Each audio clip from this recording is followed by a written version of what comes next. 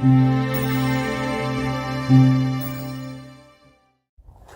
you guys, I'm going to attempt again to make this short, partly because I have a personal interest in doing that. I'm freezing to death. You know, it's so cold. I put long jeans on, and I'm usually out here with shorts and a t-shirt in most kinds of weather. But it got 20 degrees colder today. So, you know, we're doing these latest videos talking about the 5 clues that consciousness can change physical events, human behavior, the mood and attitude of other people, even if they don't know you're doing anything.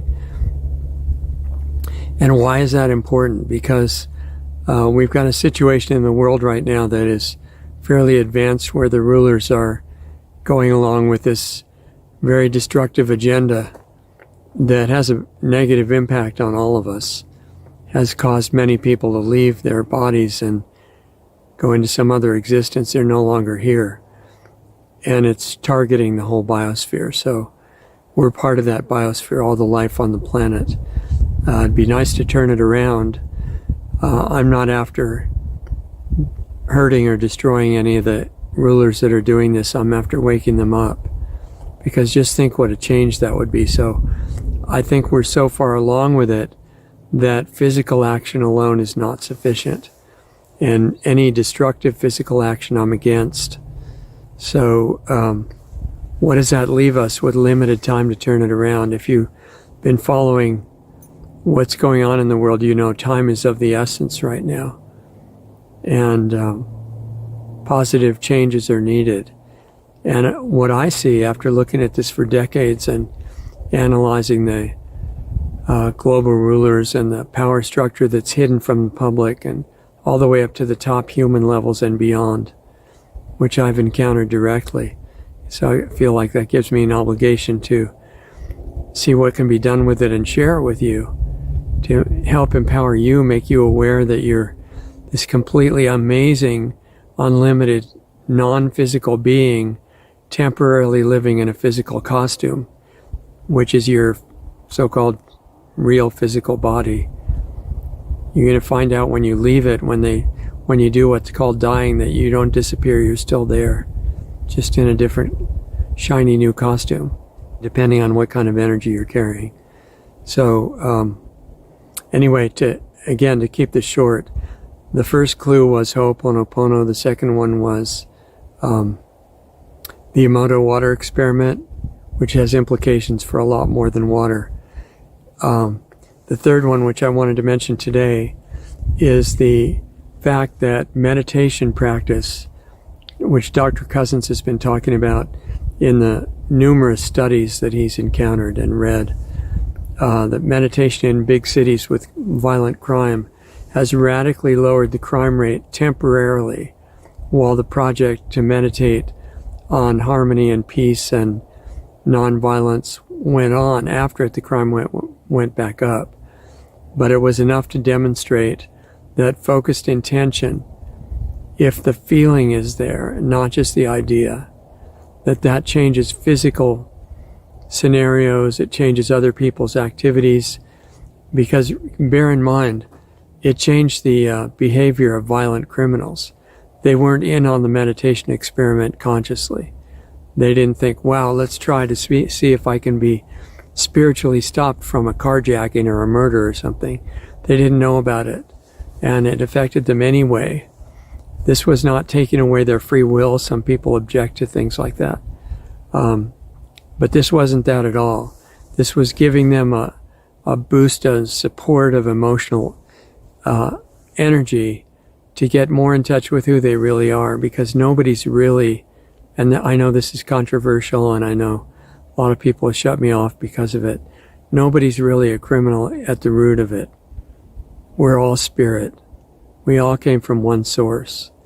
There are people that remember that. Not as a belief or a religion, but they remember it. Or they can access it to some degree now. And you have that ability. You have that complete ability. You have all the abilities. It's what I call your forgotten normal state. So the fact that this meditation experiment, which happened numerous times partly with transcendental meditation, but I think there were others too. They measured the crime rate drop, and it was every time not a random coincidence, which, by the way, doesn't exist. It's just that you don't know the variables, but that wasn't this case. This was direct correlation, clear causation. And what it says is not that you can affect the behavior of other people in your world at any distance, but that you're doing that now. We're all doing that now. We're just doing it in ways that are sloppy and scattered, haphazard, and we're not directing it. We're not making use of that ability that we've got, and we could be. So my suggestion is, let's wake up and use our abilities consciously and get them all back. They're not some weird, evil, black magic thing. They're part of normal abilities, like moving your arms and legs, right? Those are not evil. That's part of who you are. It's just that most of our normal abilities have been lost. And we came from an amazing source, and we're made out of that. We're not made out of some garbage. The image of God is not junk. So there's a lot to say about that. But for now, sufficient to just mention that focused intent with feeling in meditation can reduce violent crime. It has over and over and over. It's not a question. So why is that not being used everywhere? Because we're throwing our energy around and our attention around, and we're meditating all the time, but it's on stuff that we worry about. We're praying all the time, but we're saying, what if this happens and what if that happens? And, so we are manifesting. You already know how to do that. You're already doing it. You're practicing 24 hours a day, and so am I. And we're just not making the best use of it, to put it mildly. And the world needs us. The world needs you. You're really important. You're really important. And you're an amazing being. And I'm just letting you know the programming that you're fed about all your limitations and how, you're bad and you're destroying the world for various reasons. I don't want to get banned, so I won't go into that right now. I want this posted on all platforms. I think it's safe to say that programming is not true. Oh, we got some wild animals coming to join the video. Javelinas, 10 feet behind the camera. Cool. Hi, how you doing? You want to come in the camera? Want to say anything? You know what javelinas are? They're like wild boars looking things, but they've got long fur and long noses. They look like boars, like wild pigs, but they're supposedly in a different family entirely. Somebody said related to guinea pigs. I mean, this is a big guinea pig. This javelina. Hi, how you doing? Thanks for coming over. This javelina that I'm talking to, probably 60 pounds. Just kind of curious, not upset. Leisurely walking around looking for things to eat. Anyway, sorry for the diversion. I like wildlife and nature things. What were you saying? Oh yeah, there's stuff going on in the world. It's not normal. All these beings that are following orders that are suicidal orders, that they're saying, well, that's how I make my money. I just have to do it. I just have to do all these things that are anti-life, anti-human. No, you don't. And in order for people to have the impulse so that they know that not only do they not have to follow criminal suicidal orders, but they can't.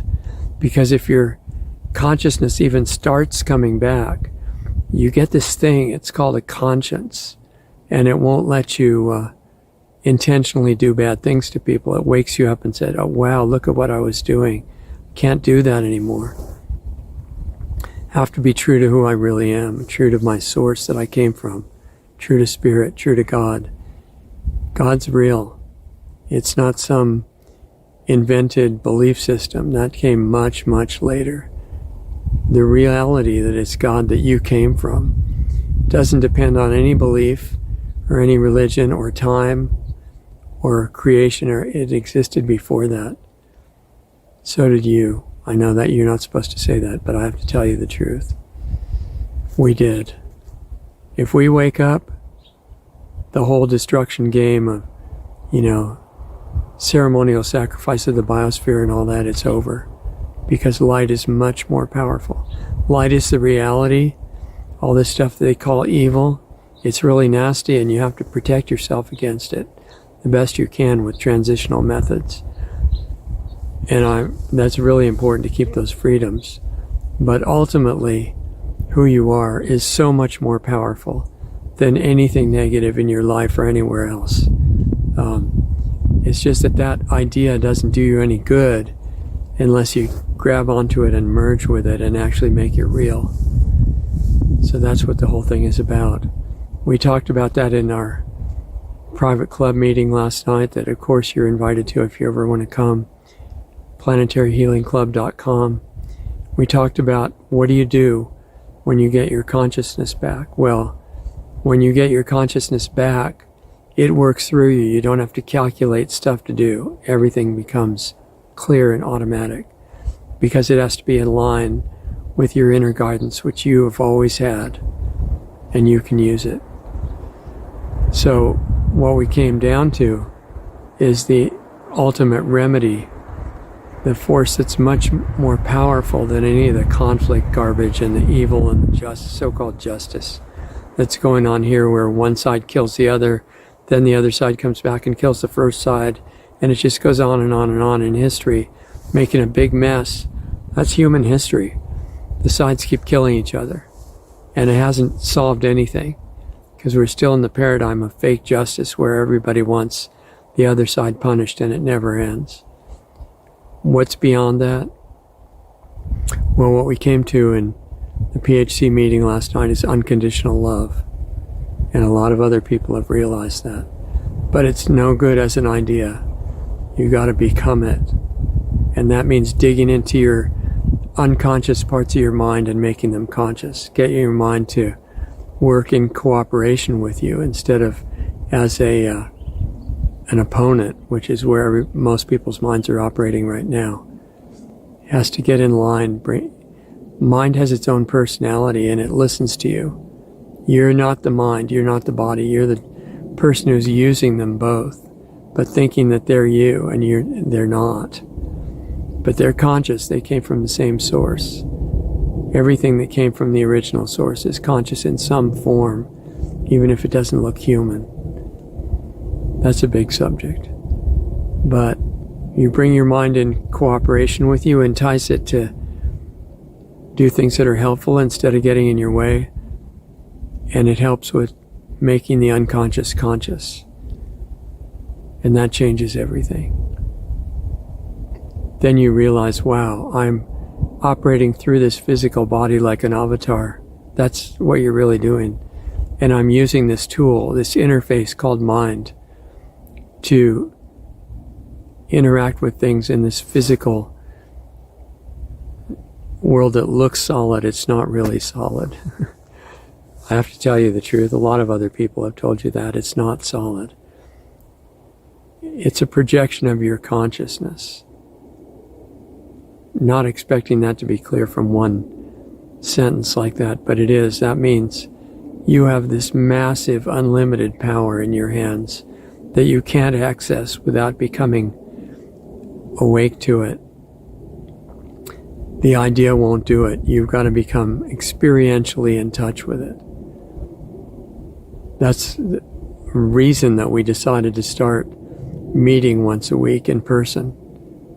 Well, not in person, online, sorry, because we're in all parts of the world. And we're looking for the rest of our family right now. Well, all of us are in one family, whether you have any interest in what we're doing or not. Of course, we're all so closely networked. This is where love your neighbor comes from. It's not a religious idea that invented it. It's because all these apparently different people, they're really yourself in other forms. Same being is behind all of them. So we decided to get together one day a week on Zoom in the private club and help each other wake up, not in the sense of waking up so that you know what's going, all the bad things happening in the world, That's good awareness, but that's not waking up. Becoming self-aware, not a new belief, not a philosophy, not an idea. I mean like for real. Like you feel your arms and legs, but even more real than that. And then letting yourself become a flashpoint for the spread of harmony and peace and heaven on earth. In other words, what should be here, this is a temporary stopping point. The lifespans here right now are ridiculously short, whether it's 20 years or 100 years, or 100 years is nothing. And you realize that by the time you get to the end of it, usually not before. But if you're wise, or you want to be wise, you should realize it now. Every minute you've got is so valuable. Don't throw it away by being scattered with your attention all over the place. The whole job you've got in the middle of all these distractions is to become self-aware. So join us in that effort if you want to, planetaryhealingclub.com. But do it on your own if you want to. It doesn't matter. We just have a supportive environment for that kind of thing. And the nature of who you came from is unconditional love. Beyond that, it's just indescribable. But so is everybody else's origin, even the ones that are playing the part of the bad guys. So our job, if you really understand at a deep level, is not to destroy the bad guys. That's such a low-level understanding. You do that if you need physical self-defense. Of course, you use it. I'm a strong defender of that. But you don't want to be stuck at that level. Once you start getting some of your ability back, you learn that you can change the movie that you're projecting that people call the real world. And people who might be the bad guys can actually lose the interest in being bad guys and bad women and say, wait a minute, how could I ever have done this? This is not who I am. You have the power to wake them up, but you got to start with yourself. That's the rule. There are reasons for that. Anyway, I said I was going to try to make this short. I don't want to make it any longer. So if you're one of the people we're looking for in all parts of the world, then you need to go to planetaryhealingclub.com. And if you have questions about it, feel free to email me, richard@lostartsradio.com. I've been working on recovery from an attack due to the work that we're doing. Very close to being totally back now, and I was at the club meeting last night, the weekly club meeting, on camera. I've been calling in since I've been blocked for a while. But I think we're getting into a more active phase, and if you're in any part of the world and you have any idea what I'm talking about and you relate to it and you want to be part of it, join us at planetaryhealingclub.com, and I read all the emails.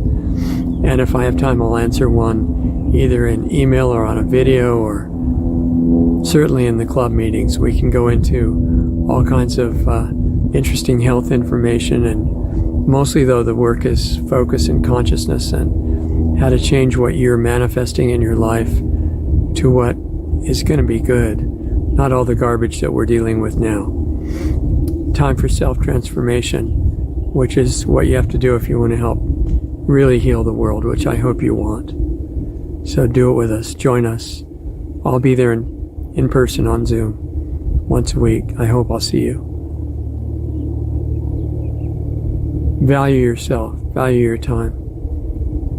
Make the best of it. We'll be done with this in a flash. Look back and be happy what you did. I'll see you soon.